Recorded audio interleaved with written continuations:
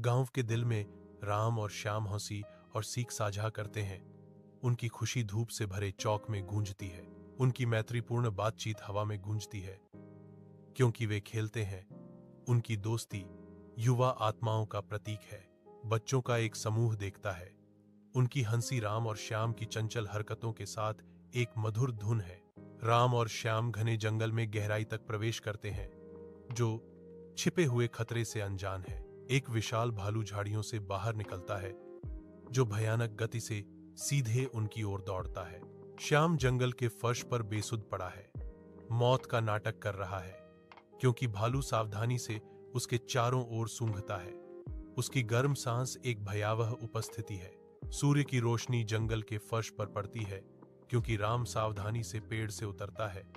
हालिया खतरा अभी भी हवा में मंडरा रहा है। श्याम के पास जाते हुए राम के चेहरे पर एक शर्मिंदगी का भाव आता है और वह पूछता है, भालू ने तुम्हें क्या बताया?